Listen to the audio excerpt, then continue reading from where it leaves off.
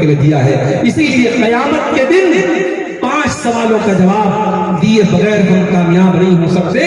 ان 5 سوالوں میں یہ سوال بھی کیا جائے گا وَعَنْ مَالِهِ مِنْ أَيْنَ اكْتَسَبَهُ وَفِيمَا أَنْفَقَهُ. تو نے مال کہاں سے کمایا تھا اور کہاں خرچ کیا تھا؟ کہاں سے کمایا، آپ کا سورس آف انکم کیا تھا اور آپ نے کہاں خرچ کیا، آپ کو اس کا بھی حساب دینا ہے. مال آپ یہ سمجھ کر کے خرچ نہ کریں ہم آزاد ہیں جہاں چاہے وہاں خرچ کر سکتے ہیں. مال کے خرچ کا بھی حساب آپ کو اللہ کر دے. 4 چیزیں ہو گئی. اب اس کے بعد 5ویں چیز، آپ کے گھر پہ کوئی آیا، مدرسے کے لیے آیا، مسجد کے لیے آیا، کوئی غریب آیا، کوئی سائل آیا، کوئی یتیم آیا. ابھی آپ کے پاس پیسہ نہیں ہے، ابھی آپ کا ہاتھ ٹائٹ بنا ہوا ہے، آپ پریشان ہیں، آپ کے پاس ابھی اس غریب کی مدد کرنے کے لائق پیسہ نہیں ہے. اب آپ کیا کریں گے؟ کیا آپ اس غریب کے ساتھ بدتمیزی کریں گے؟ کیا اس کو دھکا دے کر کے نکال دیں گے؟ ایسے ممبئی وغیرہ میں اور بڑے بڑے شہروں میں ہوتا ہے. ہمارے جو مدرسے کے چندہ لینے والے بیچارے مولوی حضرات جاتے ہیں، کبھی وہ منظر آپ جا کر کے دیکھیے تو آپ کو محسوس ہو جائے جس طریقے سے فقیروں کی لائن لگی رہتی ہے، بھیک مانگنے والوں کی لائن لگی رہتی ہے.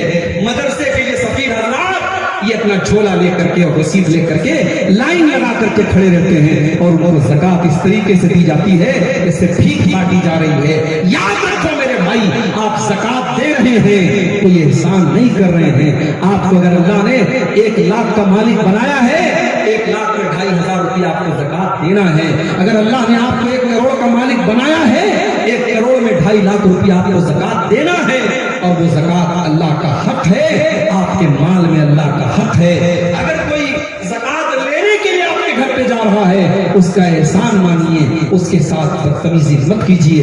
اللہ نے فرمایا وَإِمَّا تُعْرِضَنَّ عَنْهُمُ ابْتِغَاءَ رَحْمَةٍ مِّن رَّبِّكَ تَرْجُوهَا فَقُل لَّهُمْ قَوْلًا مَّيْسُورًا. اگر کسی غریب کو دینے کے پاس تمہارے پاس اس غریب کو دینے کے لائق پیسہ نہیں ہے، تمہارا ہاتھ ابھی ٹائٹ بنا ہوا ہے، تو اس کو بڑے پیار سے، بڑی نرمی سے اس کو ٹال دو. اس سے کہو کہ بعد میں آ جانا، ابھی میرے پاس طاقت نہیں ہے. اس سے جھڑک کر کے، اس سے بدتمیزی کے ساتھ بات کرنا. کسی غریب کے ساتھ آپ کو بدتمیزی سے بات کرنا. آپ پیسے والے، آپ حیثیت والے ہیں، تو کیا غریب کی اپنی عزت اور اس کی اپنی حیثیت ہے؟ کسی سائل اور کسی مانگنے والے کو بھی آپ کو بدتمیزی سے بات نہیں کرنا ہے.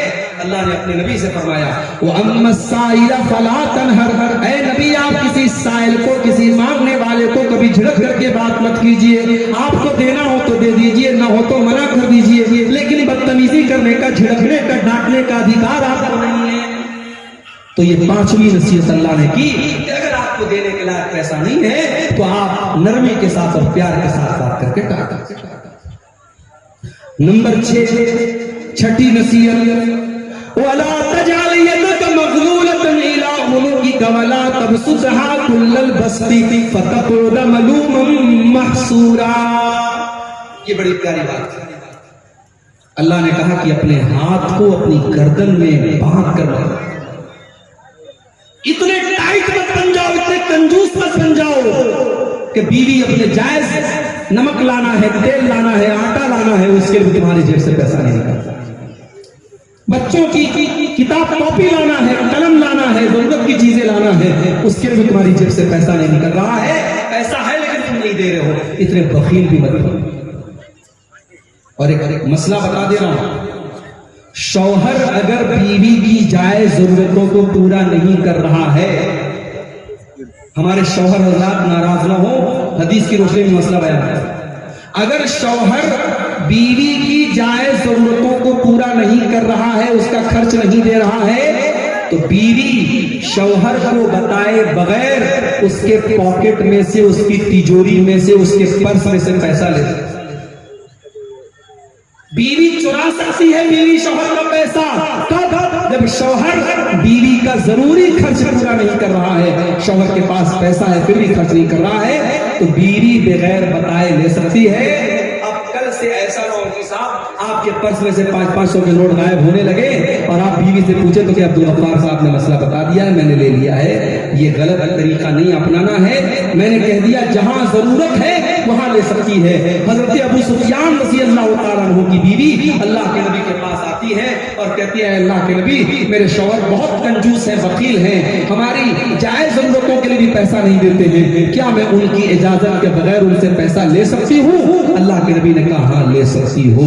تو بیوی شوہر اگر کنجوس اور بخیل ہے، بعض شوہر بیچارے بڑے کنجوس ہوتے ہیں، اللہ تعالیٰ حفاظت کرے، اور وہ اپنے بچوں کی جائز ضرورتوں کو بھی پورا نہیں کرتے ہیں، تو ایسی کنجوس شوہروں کی بیویاں ان کی تجوری میں سے پیسہ بغیر بتائے لے سکتی ہیں. اللہ نے کہا کنجوس بھی مت بنو، وَلَا تَبْسُطْهَا كُلَّ الْبَسْطِ فَتَقْعُدَ مَلُومًا مَحْسُورًا، اور اپنے ہاتھوں کو اتنا پھیلا بھی نہ دینا کہ بعد میں تم کو محتاج ہو جانا پڑے. اپنی چادر کے برابر تم اپنا پیر پھیلانا، اس سے زیادہ تم پھیلاؤ گے تو تمہاری چادر کھل جائے گی، تم بے آبرو ہو جاؤ گے، بے عزت ہو جاؤ گے. اپنی لمٹ سے زیادہ خرچ نہ کرنا. ایک مسئلہ اکثر پوچھا جاتا ہے مولوی صاحب کریڈٹ کارڈ استعمال کرنا کیسا ہے؟ آج کل کریڈٹ کارڈ کے بڑے آفر بھی آتے ہیں. آج کل موبائل جیسے فلپ کارٹ پہ، امیزون پہ اگر آپ کو موبائل لینا ہے، اگر آپ کیش میں موبائل لیں گے 25,000 کا ملے گا، کریڈٹ کارڈ کے ذریعے لیں گے پتہ لگا صاحب 2,000 کی چھوٹ چل رہی ہے، 3,000 کی چھوٹ چل رہی ہے. اور کریڈٹ کارڈ فری میں بن بھی جاتا ہے، بن تو جاتا ہے فری میں. اور کچھ کریڈٹ کارڈ ایسے بھی ہوتے ہیں کہ اس میں کوئی انٹرسٹ بھی نہیں لگتا ہے. چلو وہاں تک تو ٹھیک ہے، مگر ہوتا کیا ہے؟ اب کریڈٹ کارڈ آپ کو مل گیا، کریڈٹ کارڈ پہ آپ کو لمٹ مل گئی 1,00,000 روپے کی. ابھی آپ کے اکاؤنٹ میں صرف 10,000 روپیہ ہے، لیکن آپ کو کیا لگ رہا ہے کہ 1,00,000 کا مالک بن گیا. اب آپ دھیرے دھیرے شاپنگ کر رہے ہیں، آن لائن چیزیں دیکھ رہے ہیں. بیوی نے کہا یہ بھی لے لو، آپ نے یہ بھی لے لیا. بچے نے کہا یہ بھی لے لو، آپ نے یہ، آپ نے 1,00,000 روپے تک کا سامان لے. اب کریڈٹ کارڈ کا بل آیا، اس میں لکھا ہے صاحب اکتوبر میں آپ نے 1,00,000 کا سامان خریدا ہے، نومبر کی 30 تاریخ تک اگر آپ نے پے نہیں کیا تو آپ کو ڈیلی 200 روپیہ پینالٹی لگے گی. میں 200 مثال کے طور پہ کہہ رہا ہوں، زیادہ بھی لگ سکتا. اب یہ جو پینالٹی لگ رہی ہے، ایک تو یہ حرام ہے، یہ بیاج ہے، سود ہے، اور دوسرے یہ ہے کہ آپ نے اپنی لمٹ سے زیادہ خرچ کیا. اسی لیے کبھی لون لینا، لوگ یہ بھی سوال کرتے ہیں کہ لون لے کر کے کاروبار کرنا کیسا ہے. بعض لوگوں نے راستہ نکالا کہ صاحب ہندوستان ہے، یہاں اگر ہم لون نہیں لیں گے بینک سے تو کیسے ترقی کریں گے، کیسے ہم بزنس کریں گے. کوئی ضرورت نہیں ہے. میں کہتا ہوں ایسی ترقی ہمیں نہیں کرنا ہے جس کے لیے ہمیں غلط راستہ اپنانا پڑے. آج ہماری قوم میں کروڑ پتی اور ارب پتی لوگ موجود ہیں. اگر چاہیں تو آپس میں ایسی کوئی سوسائٹی بنا لیں، ایسا کوئی کوآپریٹو سسٹم بنا لیں کہ بغیر بیاج کے ضرورت مند لوگوں کو قرضہ دیں، مگر وہ ہو نہیں سکتا، وہ پاسبل نہیں. ہماری قوم کے حالات ہم سب کو اچھی طریقے سے معلوم ہے. اب بینک میں جا کر کے بغیر کسی مجبوری کے جو ایک انسان اپنے شوق کو پورا کرنے کے لیے اور مجبوری کا نام لگا کر کے جو لون لے رہا ہے، معاف کیجئے یہ لون میرے بھائیوں صحیح نہیں ہے. اللہ نے اصول بتا دیا کہ آپ اپنے ہاتھوں کو گردن سے باندھ کر بھی مت رکھیے اور اپنے ہاتھوں کو پھیلا کر کے بھی مت رکھیے. بخیل اور کنجوس بھی مت بنیے اور اپنی لمٹ سے زیادہ آپ سخاوت بھی مت کیجیے. اور علماء نے لکھا ہے کہ اگر ان دو چیزوں کو آدمی اپنا لے تو کبھی انسان پریشان نہیں ہوگا، کبھی قرضے کی نوبت نہیں آئے گی. قرضے کی نوبت کبھی آتی ہے جب انسان اپنی لمٹ سے زیادہ خرچ کرتا ہے. تو یہ دو چیزوں کو آپ اپنا لیجیے. یہ 5 چیز. نمبر 6. اچھا 5ویں چیز کو بیان کرنے کے بعد اللہ نے ایک اور بات ہے، ان ربک یبسط الرزق لمن یشاء ویقدر انہ کان بعبادہ خبیرا بصیرا. اے دولت والو، کہیں تمہارے دل میں یہ احساس نہ پیدا ہو جائے کہ میرے پاس دولت ہے اس لیے میں بہت اچھا ہوں، اور کسی غریب کو یہ نہ لگے کہ میرے پاس دولت نہیں ہے اس لیے اللہ مجھ سے ناراض ہو گیا ہے. نہیں، کبھی کبھی اللہ کافروں کو بھی دولت دیتا ہے، اللہ مشرکوں کو بھی دولت دیتا ہے، اللہ شرابیوں کو بھی دولت دیتا ہے، اللہ زانیوں کو بھی دولت دیتا ہے. ان ربک یبسط الرزق لمن یشاء ویقدر. اللہ جس کو چاہتا ہے روزی کھول کر کے دیتا ہے اور جس کو چاہتا ہے روزی تنگ کر دیتا ہے. اللہ کی روزی کا نظام اس کے ہاتھ میں ہے. آپ ضروری نہیں ہے کہ آپ اللہ کو ناراض کریں تو آپ کو روزی نہ ملے, اور ضروری نہیں ہے کہ آپ بہت متقی اور پرہیزگار ہیں تو آپ کو روزی ملے. روزی کا سسٹم الگ ہے. اللہ نے قارون کو بھی دولت دی تھی, اللہ نے فرعون کو بھی دولت دی تھی, تو دولت کا نظام اللہ نے اپنے ہاتھ میں رکھا ہے. اس کی وجہ سے کوئی یہ نہ سمجھے کہ دولت والے سے اللہ بہت خوش ہے اور غریب سے اللہ ناراض ہے, ایسا ہے. تو 5 چیزیں. نمبر 6, وَلَا تَقْتُلُوا أَوْلَادَكُمْ خَشْيَةَ إِمْلَاقٍ, اور اے ایمان والو اپنے بچوں کو تم قتل نہ کرنا فاقہ کشی کے ڈر سے. اپنے پیٹ کے لیے اپنے بچوں کو قتل نہ کرنا. نحن نرزقهم وإياكم, تمہارے بچوں کو بھی روزی ہم دیتے ہیں اور تم کو بھی روزی ہم ہی دیتے ہیں. ان قتلهم كان خطئا كبيرا, اولاد کو قتل کرنا بہت بڑا گناہ ہے. اس زمانے میں لڑکیاں پیدا ہوتی تھی تو لڑکیوں کا باپ اپنے ہاتھ سے اپنی بیٹی کا گلا دبا کر کے اس کو قبر میں دفن کر دیتا تھا. اپنے ہاتھ سے بیٹیوں کو دھکا دے کر کے گڈھے میں ڈال دیتا تھا اور زندہ گاڑ دیتا تھا. اس سماج میں یہ ظلم بھی ہوتا تھا. قرآن میں اللہ بیان کرتا ہے وَإِذَا بُشِّرَ أَحَدُهُم بِالْأُنثَىٰ ظَلَّ وَجْهُهُ مُسْوَدًّا وَهُوَ كَظِيمٌ. جب کسی باپ کے گھر میں لڑکی پیدا ہوتی تھی تو لڑکی کے باپ کا چہرہ کالا پڑ جاتا تھا. يَتَوَارَىٰ مِنَ الْقَوْمِ مِنْ سُوءِ مَا بُشِّرَ بِهِ, وہ بیچارہ اپنا چہرہ اپنی قوم کو دکھاتا نہیں تھا. أَيُمْسِكُهُ عَلَىٰ هُونٍ أَمْ يَدُسُّهُ بِالتُّرَابِ, اس کے سامنے دو راستہ ہوتا تھا. اگر بیٹی کو پالے گا تو سماج میں ذلیل ہونا پڑے گا, اور دوسرا راستہ یہ کہ اپنے ہاتھوں سے اپنی بیٹی کو زمین کے اندر دفن کر دے, گاڑ دے. بیٹیوں کو گاڑ دیا جاتا. او میری پیاری ماں بہن, آج تم سوال کرتے ہو کہ اسلام نے ہم کو کیا دیا ہے, اور میں تم کو بتاتا ہوں اسلام نے تم کو جینے کا ادھیکار دیا ہے. 1400 سال پہلے عرب کی دھرتی پر اور مکے کی دھرتی پر لڑکیوں کو پیدا ہونے کے بعد مار دیا جاتا تھا. میرے نبی دنیا میں آئے, آپ نے اس رواج کو ختم کیا. آپ نے دنیا والوں کو بتایا بیٹی کلنک نہیں ہے, بیٹی پاپ نہیں ہے, بیٹی بوجھ نہیں ہے, بیٹی کو رحمت بن کر کے آتی ہے.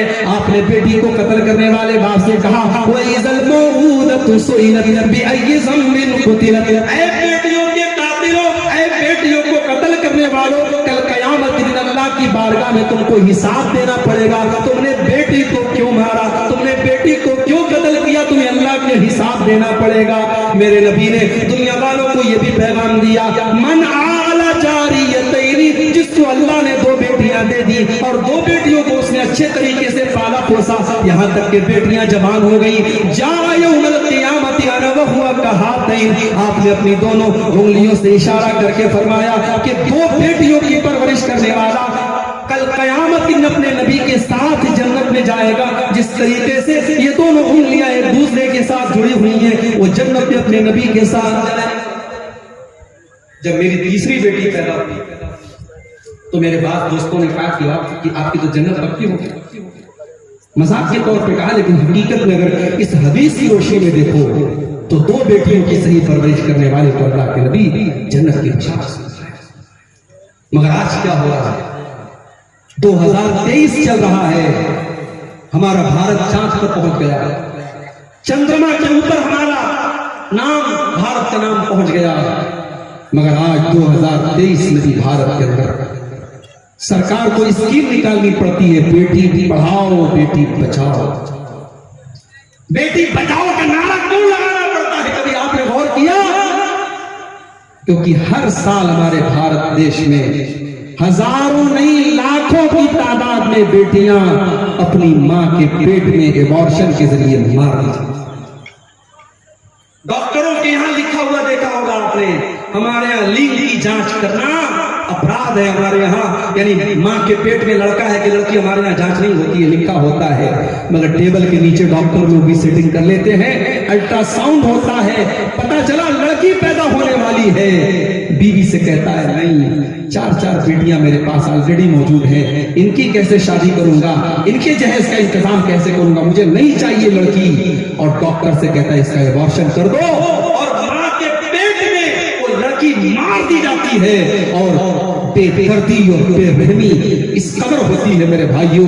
اگر آپ ایبارشن کا ویڈیو جا کر کے یوٹیوب پر دیکھ لیں تو شاید آپ کی آنکھوں سے آنسو آ جائیں. اس غریب بچی کو, اس معصوم بچی کو, اس کا کیا قصور تھا میرے بھائی, اس کو بوٹی بوٹی بنا کر اور قیمہ قیمہ بنا کر اس کو ماں کے پیٹ میں مار دیا جاتا ہے. میں تو کہتا ہوں آج کا انسان 1400 سال پہلے دور جاہلیت کے انسان سے بھی گرا ہوا انسان ہے. کم سے کم اس دور کا انسان اپنی بیٹی کو پیدا ہونے دیتا تھا, بیٹی کو دنیا کی شکل دیکھنے دیتا تھا. آج کا انسان اتنا ظالم ہے, اپنی بیٹی کو پیدا بھی ہونے نہیں دیتا. بیٹی پیدا ہوتی ہی, بیٹی کے پیدا ہونے کے پہلے ہی ماں کے پیٹ میں بیٹی کو کاٹ کاٹ کے اس کے ٹکڑے ٹکڑے کر کے مار دیا جاتا ہے. میرے بھائیوں, اللہ کہہ رہا ہے خبردار اپنی اولاد کو قتل. اور ایک بات اور کہوں, شیر آبادی قوم میں تعلیم کی بڑی کمی ہے. ٹھیک ہے آپ کے یہاں بہت ماشاءاللہ ڈاکٹر بھی ہوئے, انجینئر بھی ہوئے, آپ ہی کی برادری کے ایک عالم مدینہ منورہ میں انہوں نے درس بھی دیا, ڈاکٹر امان اللہ مدنی. یہ ساری چیزیں اپلبدھی ہے ہمارے پاس, مگر آج اوور آل اگر آپ بات کریں ہماری اس برادری میں آج تعلیم کی بڑی کمی ہے. بیٹا جہاں کچھ کرنے کے قابل ہوا 14-15 سال کا, باپ نے جلدی سے کام پہ لگا. بیٹا پڑھنے میں تیز تھا, اس کے اندر ٹیلنٹ کوٹ کوٹ کر کے بھرا تھا. وہ ڈاکٹر بن سکتا تھا, وہ انجینئر بن سکتا تھا, وہ وکیل بن سکتا تھا, مگر باپ نے یہ سوچا نہیں, بیٹا بڑا ہو گیا, اب کما کے لائے, پہلے ہمیں کچھ آسانی آ جائے. باپ نے بیٹے کی پڑھائی چھڑا دی اور بیٹے کو اپنے ساتھ کام پہ لگا دیا. معاف کرنا میرے بھائیوں, اولاد کو قتل کرنے کا مطلب یہی نہیں ہے کہ اس کے گلے پہ چھری چلا دی جائے. اولاد کو قتل کرنے کا مطلب یہ بھی ہے کہ اس کو پڑھائی اور ایجوکیشن اور شکشا کے ادھیکار سے محروم کر دیا جائے. اگر آپ کا بچہ اور آپ کی بچی پڑھائی میں تیز ہے اور پڑھنے میں وہ انٹرسٹ رکھتا ہے اور آپ اپنے فائدے کے لیے اس کی پڑھائی چھڑا رہے ہیں تو یہ بھی اولاد کو قتل کرنا ہے. اور اس معاملے میں ہم سے بہت بہتر ہمارے غیر مسلم بھائی ہیں. کلکتہ میں ٹیکسی میں بیٹھا تھا اور ٹیکسی کا ڈرائیور غیر مسلم تھا. میں نے اس سے پوچھ تاچھ کی تمہارے کتنے بچے ہیں, بچیاں ہیں؟ اس نے کہا مولوی صاحب میری 2 لڑکیاں ہیں, ایک لڑکا ہے. میں نے کہا کیا کرتے ہیں وہ؟ کہا لڑکا ابھی MBA کر رہا ہے, لڑکیاں جو ہے ڈاکٹری پڑھ رہی ہیں. میں نے کہا تم ٹیکسی چلاتے ہو, کس طریقے سے تم مینج کرتے ہو؟ کہا مولوی صاحب میں ٹیکسی چلا رہا ہوں, میں نہیں چاہتا میرا بیٹا اور میری بیٹی جو ہے وہ بھی غریب اور مظلوم بن کر کے رہے. میں پڑھا رہا ہوں, میں روکھی سوچی کھا رہا ہوں اور کرائے کے مکان پہ رہ رہا ہوں, اور کلکتہ کے اندر میں ٹیکسی چلا رہا ہوں, مگر اپنے بچوں کو میں ہائر ایجوکیشن دے رہا ہوں, میں ان کو اعلیٰ تعلیم دے رہا ہوں. یہ سوچ ایک غیر مسلم کی ہے, یہ سوچ ہماری کب بنے گی؟ میرے بھائیوں, آج مسلمان کے علاقوں میں چلے جاؤ, آپ کو بہترین کھانے پینے کی دکانیں ملیں گی, بہترین ہوٹل ملے گا. مسلمانوں کے علاقے ہوٹلوں سے پہچانے جاتے ہیں, اچھے پکوان سے پہچانے جاتے ہیں. مسلمانوں کے علاقوں میں گوشت کی دکانیں نظر آتی ہیں تو سمجھ میں آ جاتا ہے یہ مسلمانوں کا علاقہ ہے. غیر مسلموں کے علاقے میں چلے جاؤ, ایک سے ایک اسکول آپ کو مل جائیں گے, ایک سے ایک کالج مل جائے گا, ایک سے ایک تعلیمی ادارے مل جائیں گے. ہماری قوم تعلیم میں بہت پیچھے ہے. میرے بھائیوں, اللہ کہہ رہا ہے اپنی اولاد کو قتل مت کرو. اولاد کو تعلیم سے محروم کرنا یہ بھی آج کے دور میں قتل سے کم نہیں ہے. اس لیے اپنے بچوں کو پڑھاؤ. ہمارے نبی کے اوپر قرآن کی پہلی جو وحی نازل ہوئی تھی, اقرا باسم ربک الذی خلق, اس میں پڑھنے کا حکم دیا گیا تھا. میں نہیں کہتا ضروری نہیں آپ اسکول میں پڑھاؤ, مدرسے میں پڑھاؤ, کہیں پر بھی پڑھاؤ, لیکن بچوں کو پڑھاؤ, ان کی تعلیم آپ اپنے فائدے کے لیے کریں. 6 چیزیں ہو گئی. 7ویں چیز, وَلَا تَقْرَبُوا الزِّنَا إِنَّهُ كَانَ فَاحِشَةً وَسَاءَ سَبِيلًا. اور اے میرے بندو, تم زنا کے قریب بھی نہ جانا, تم زنا کے پاس بھی نہ جانا. ہائے ہائے, اللہ یہ بھی تو کہہ سکتا زنا مت کرو, اللہ نے یہ نہیں کہا. اللہ نے تو وَلَا تَقْرَبُوا الزِّنَا, زنا اتنی خطرناک چیز ہے, اس کی بارڈر کے قریب بھی نہ جانا.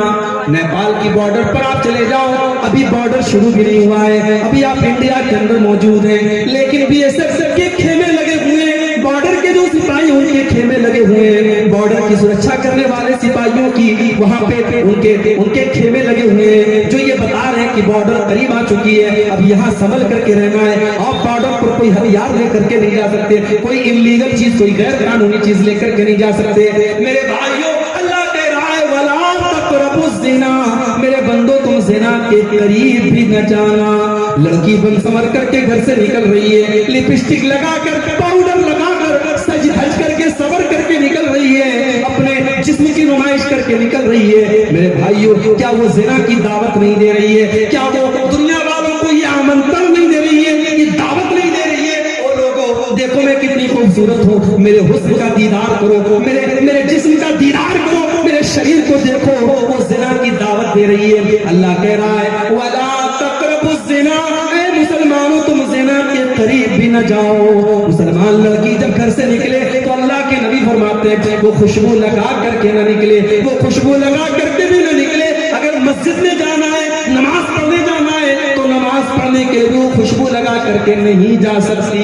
میری پیاری ماں بہنوں، آپ جلسے میں آ رہی ہیں، آپ تقریر سننے کے لیے جا رہی ہیں، رات رات تقریر سنیں گی، قرآن و حدیث کی باتیں سنیں گی۔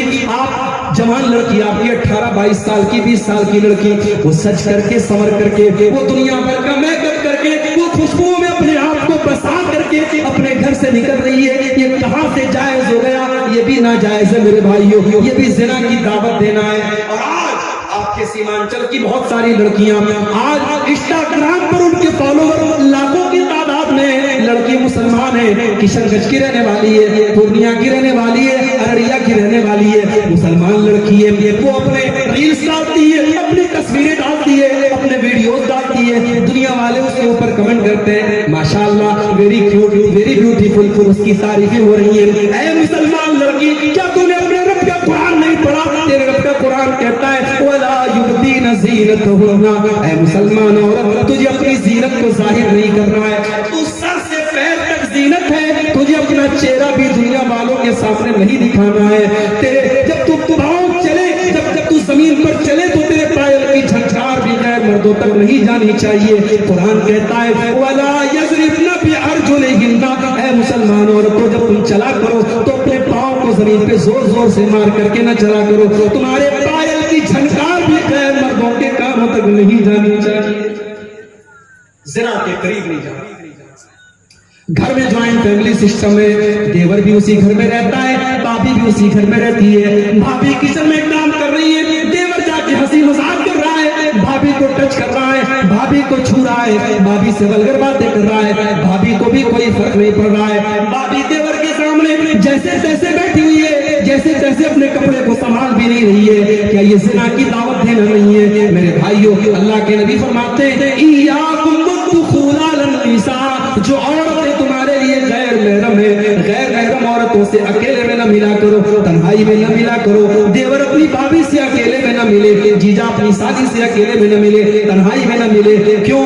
صحابہ نے پوچھا اللہ کے نبی، کیا دیور اپنی بھابھی سے بھی نہیں مل سکتا؟ کیا جیجا اپنی سالی سے بھی نہیں مل سکتا؟ آپ نے فرمایا الحم الموت، دیور اپنی بھابھی کے لیے موت کے سامان ہے، جیجا اپنی سالی کے لیے موت کے سامان ہے۔ آج کتنے رشتوں میں آج جیجا سالی کے درمیان اویدھ سنبندھ چل رہے ہیں، کتنے گھروں میں بھابھی اور دیور کے بیچ میں ناجائز تعلقات پنپ رہے ہیں۔ میرے بھائیوں، قرآن کہہ رہا ہے وَلَا تَقْرَبُوا الزِّنَا، تم زنا کے قریب بھی نہ جانا۔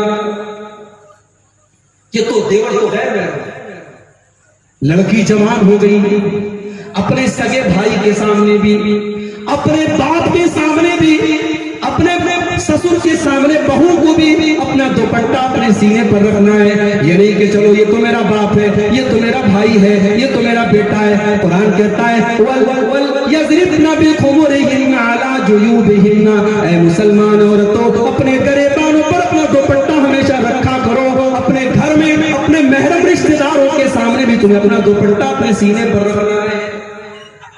لڑکی کالج جا رہی ہے، ٹھیک ہے، کالج میں پڑھانے والا ٹیچر مرد ہے، جینٹس ہے، وہاں اس سے ٹیچر سے بات کرنا ہے۔ لڑکی دکان پہ سامان لینے گئی، دکاندار جینٹس ہے، مرد ہے، اس سے بات کرنا ہے۔ کسی غیر محرم سے بات کرنے کی ضرورت پڑ گئی، موبائل پر کسی کمپنی والے کا کال آ گیا، کسی مرد کا کال آ گیا، بات کرنا ہے۔ اب اللہ نے اس غیر محرم سے، اس مرد سے عورت بات کیسے کرے گی؟ اللہ نے اس سے بات کرنے کا طریقہ بھی قرآن میں بتایا، فرمایا فَلَا تَخْضَعْنَ بِالْقَوْلِ فَيَطْمَعَ الَّذِي فِي قَلْبِهِ مَرَضٌ، اے مسلمان عورت، کسی غیر محرم سے تو ایسے لہجے میں بات نہ کر کہ اس کے دل میں تیرے لیے پلاؤ پکنے لگے، اس کے لیے تیرے دل میں، اس کے لیے पलने लगे। तू कड़क लहजे में बात कर, तू सख्ती के साथ बात कर, तू किसी से मोबाइल पर भी अगर कभी बात करे तो तेरी बात में नरमी नहीं होनी चाहिए, तेरी बात में मिठास नहीं होनी चाहिए।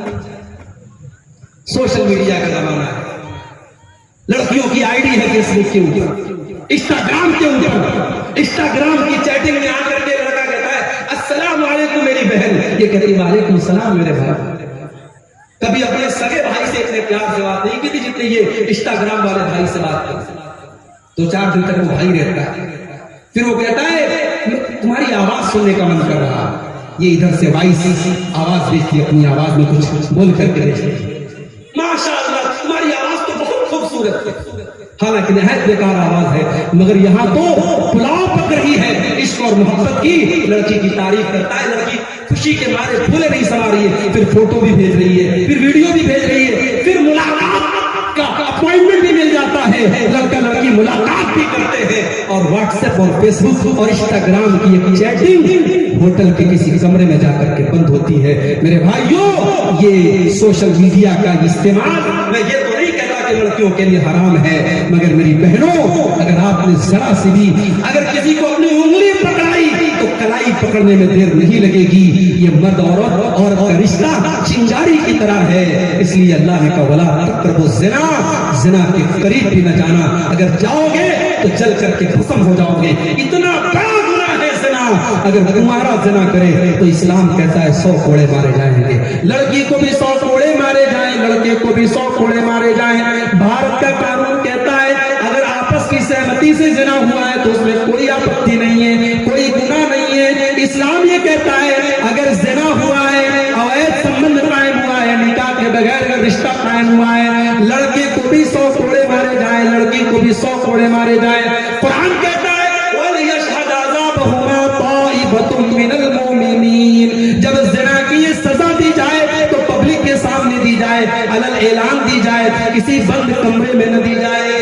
इतना बड़ा गुनाह है। और अगर जिना करने वाला शादीशुदा है, मैरिड है, विवाहित है, या वो औरत शादीशुदा है, किसी की बीवी है और उसने जिना किया है, तो इतना बड़ा गुनाह है कि अल्लाह के नबी कहते हैं पत्थरों से मार मार के रज्म कर दिया जाए, उस मर्द को खत्म कर दिया जाए, उस औरत को खत्म कर दिया जाए, उन्हें जीने का अधिकार नहीं है क्योंकि उन्होंने इतना बड़ा गुनाह किया है। लेकिन ये बात याद रखिए, ये सजा इस्लामी कानून के तहत दी जाएगी।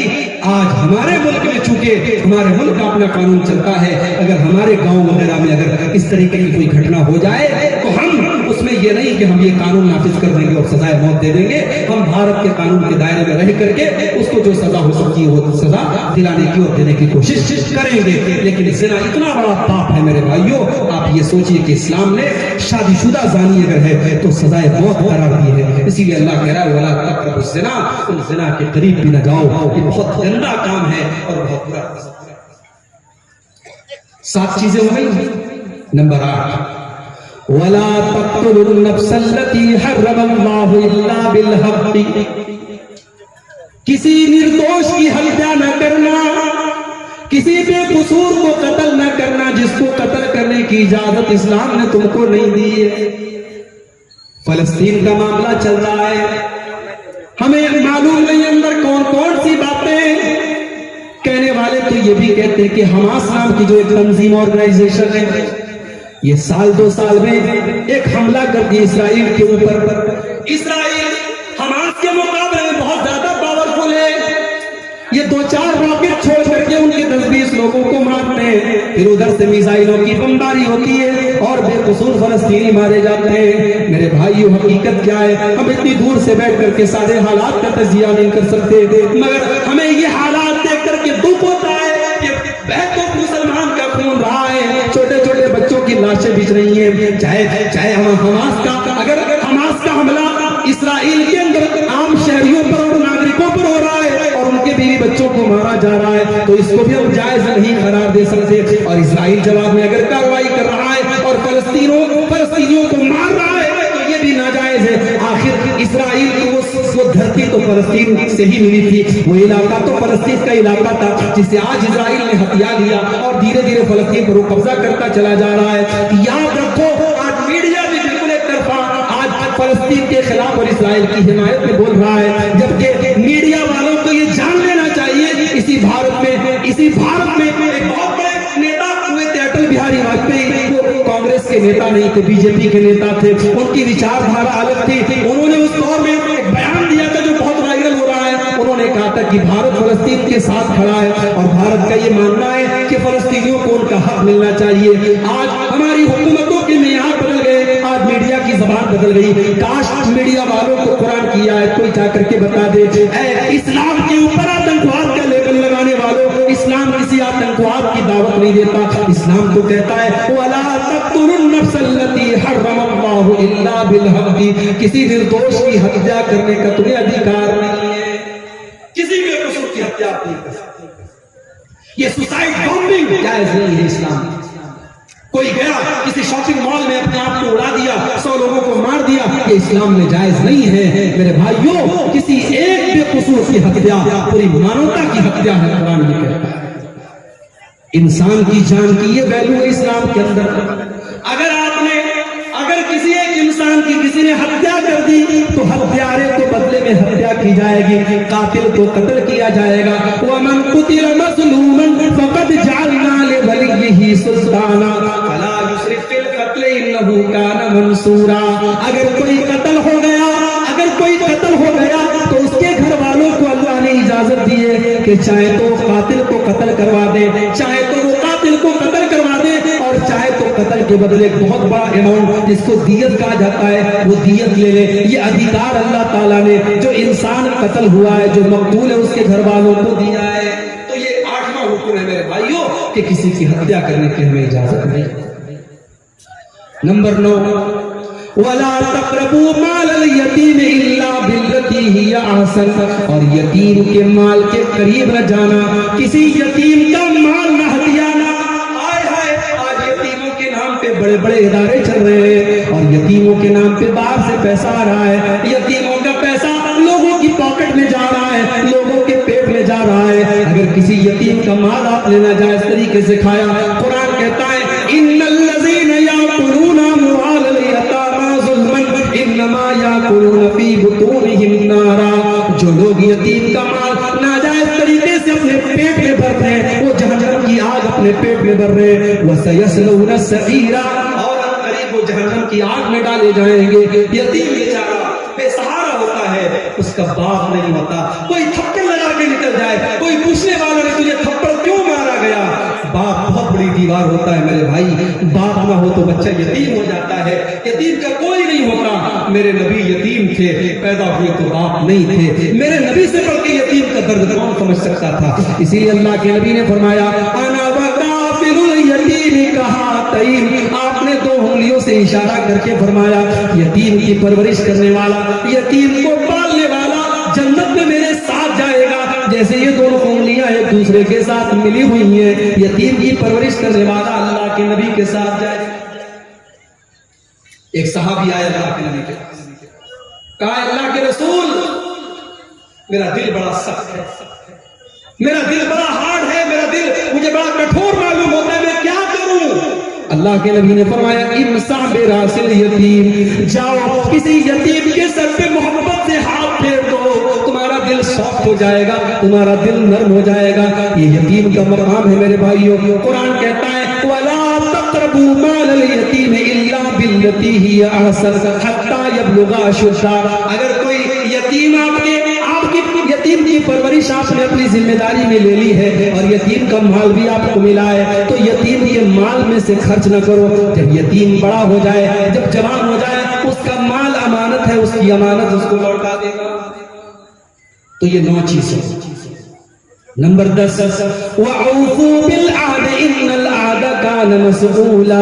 और ऐ ईमान वालों, वादे को पूरा किया करो। अल्लाह ताला क्या तुमसे पूछा जाएगा तुमने वादे को पूरा किया कि नहीं किया। आज वादा कौन पूरा करे?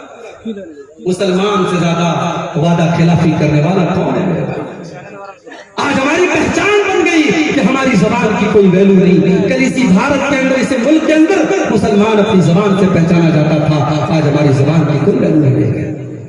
मेरे प्यारे साथियों, अल्लाह के नबी वादे के इतने पक्के थे कि आप बद्र के लड़ाई में, बद्र के मैदान में 313 13 आपके साथी थे और दुश्मन की तादाद 1000 थी। एक एक सहाबी की अल्लाह के नबी की नजर में बड़ी कीमत थी। 2 सहाबी आपके पास आते, अल्लाह के नबी हमें दुश्मनों ने गिरफ्तार कर लिया था और जान बचाने के लिए हम वादा करके आए हैं कि हम लड़ाई में आपका साथ नहीं देंगे। अल्लाह के नबी हम जान बचाने का वादा करके आए थे, लेकिन हम आपका साथ देना चाहते हैं, हम लड़ना चाहते हैं। आपने फरमाया नहीं नहीं, मोहम्मद का मानने वाला वादा खिलाफी नहीं कर सकता। जाओ, मेरे साथियों की तादाद कम है, मैं इसको बर्दाश्त कर लूंगा, मगर मैं वादा खिलाफी करके तुमको जंग में शामिल नहीं कर सकता। आपने दोनों को वापस कर दिया। ये थी मेरे नबी की, मेरे नबी इस तरीके से अपने वादे को पूरा करते थे। वादे का एक मकाम होता है मेरे भाई, वादे की वादा खिलाफी करने वाला मुनाफिक होता है। मुनाफिक की निशानी है जब बात करे तो झूठ बोले, जब वादा करे तो वादा खिलाफी करे, और जब अमानत की जाए तो 9 चीजें हो गई। 10वीं चीज फरमाया वऔफू बिलकौली इज़ा वऔफू बिलकैल इज़ा किल्तुम वज़िनू बिलक़िस्तासिल मुस्तक़ीम। और ऐ ईमान वालों, जब तुम कोई सामान नाप करके दिया करो तो पूरा पूरा नाप करके दिया करो, उसमें कोई कमी न किया करो। वज़िनू बिलक़िस्तासिल मुस्तक़ीम, और तुम्हारा तराजू बिल्कुल सही होना चाहिए। आज मुसलमान का तराजू भी सही नहीं, उसकी नाप तौल भी सही नहीं। आज कितने ऑनलाइन जुआ के ऐप आ रहे हैं, हमारा नौजवान जुआ खेल रहा है, कोई क्रिकेट पे जुआ लगा रहा है, कोई फुटबॉल पे जुआ लगा रहा है, कोई टेनिस पे जुआ लगा रहा है। अब तो ऑनलाइन जुआ खेला जा रहा है, और ये जुआ इसको इतना ग्लैमराइज कर दिया है, बड़े बड़े फिल्मी एक्टर उसका ऐड करते हैं। नौजवान देख करके सोचता है यार इतने बड़े बड़े खिलाड़ी ऐड कर रहे तो सही होगा, और फौरन उसमें पैसा लगाता है। कितने मुसलमान नौजवानों ने करोड़ों रुपए बर्बाद कर दिए। हमारे यूपी के अंदर मऊ एक जगह है, मऊ का एक नौजवान सुसाइड कर लेता है इसी जुए की लत में आकर के। मेरे भाइयों, जुआ चाहे ताश के पत्तों से खेला जाए, चाहे सट्टेबाजी के जरिए खेला जाए, चाहे ऑनलाइन ऐप के जरिए खेला जाए, जुआ हराम है, नाजायज है, उसकी कमाई नाजायज है। हलाल तरीके से बिजनेस करो मेरे भाई। अल्लाह कह रहा है ज़ालिका खैरुन व अहसनु तावीला। नाजायज तरीके से अगर तुम पैसा कमा भी लोगे, वो पैसा तुम्हें अच्छे अंजाम तक नहीं पहुंचा पाएगा। हलाल तरीके से पैसा कमाओ, जायज तरीके से पैसा कमाओ, इसका अंजाम बेहतर है। उसके बाद फरमाया वला तक़्फ़ु मा लैसा लक बिही इल्म वला तक़्फ़ु मा लैसा लक बिही इल्म। जिस चीज की तुम्हें जानकारी नहीं है उस चीज के पीछे मत पड़ो। इन्नस्समा वल बसरा वल फुआद कुल्लु उलाइका कान अन्हु मसऊला। अल्लाह ताला के कान का भी हिसाब लिया जाएगा। कानों से क्या सुना था आपने, ईयरफोन कानों में लगा लिया, क्या क्या गाने तुम सुन रहे हो, क्या क्या चीजें तुम सुन रहे हो। आज तो गाली गलौज भी सुना जा रहा है, आज तो ऐसी ऐसी वेब सीरीज आ गई उसमें गाली गलौज भी दिया जा रहा है, वल्गर बातें भी की जा रही है। तुमने अपने कानों में हेडफोन लगाकर और ईयरबड लगा करके तुमने क्या क्या सुना है, अल्लाह क्या उसका भी हिसाब देना पड़ेगा। इन्नस्समा वल बसरा, तुमने आंखों से मोबाइल की स्क्रीन पर क्या क्या देखा था। हो सकता है तुमने ब्राउजर की हिस्ट्री से डिलीट कर दिया, हो सकता है तुमने यूट्यूब की हिस्ट्री से डिलीट कर दिया, हो सकता है तुमने फेसबुक के रिकॉर्ड से डिलीट कर दिया। लेकिन तुमने फेसबुक पर क्या क्या देखा, तुमने यूट्यूब पर क्या क्या देखा, तुमने मोबाइल की स्क्रीन के ऊपर क्या क्या देखा, अल्लाह के फरिश्ते सब रिकॉर्ड कर रहे हैं, किरामन कातिबीन सब नोट कर रहे हैं, और अल्लाह के उसका भी हिसाब देना पड़ेगा। वल फुआदा, और तुम्हारे दिल और दिमाग में कौन कौन से गुनाहों की प्लानिंग चली थी, कौन कौन से गुनाहों का तुमने इरादा किया था, कौन कौन से गलत काम करने की तुमने प्लानिंग की थी, अल्लाह के उसका भी हिसाब देना पड़ेगा। इस एक आयत को हम सामने रखें तो शायद मोबाइल का गलत इस्तेमाल करना हमारा नौजवान अल्लाह का हिसाब देना पड़ेगा। कहीं ऐसा ना हो कि हमारे मोबाइल का गलत इस्तेमाल हमारी नेकियों को बर्बाद कर दे, हमारी नमाजों को बर्बाद कर दे, हमारे हज और उम्रे को बर्बाद कर दे। बड़ा नाजुक दौर है मेरे भाई। 3 साल के बच्चे से लेकर के 70 साल का बूढ़ा आज मोबाइल इस्तेमाल कर रहा है, और वो क्या देख रहा है मोबाइल पर, वो या तो उसका मोबाइल जानता है या उसका रब जानता है, और अल्लाह सब हिसाब लेगा। इन्नस्समा वल बसरा वल फुआद कुल्लु उलाइका कान अन्हु मसऊला। तुम कानों से, आंखों से और दिल से क्या कर रहे हो उसका हिसाब।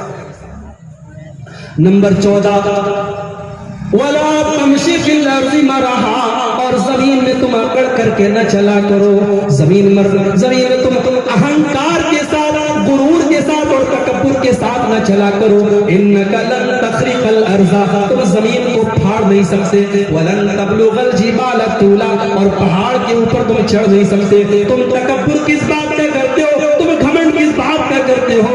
जितना भी पैसा कमा लो, जितना भी नाम कमा लो, हो तो तुम मिट्टी से पैदा हुए, हो तो तुम्हें एक हकीर पानी के कतरे से पैदा मखलूक हो, तुम इंसान हो, तुम्हें तकब्बुर ज़ेब नहीं देता, तुम्हें गुरूर और घमंड सूट नहीं करता, तुम तकब्बुर न करना, अकड़ करके न चलना। अल्लाह को कोई घमंडी पसंद नहीं, कोई तकब्बुर करने वाला पसंद नहीं है। ये 14 बातें अल्लाह ने बयान की, और 14 बातें बयान करने के बाद अल्लाह ने फरमाया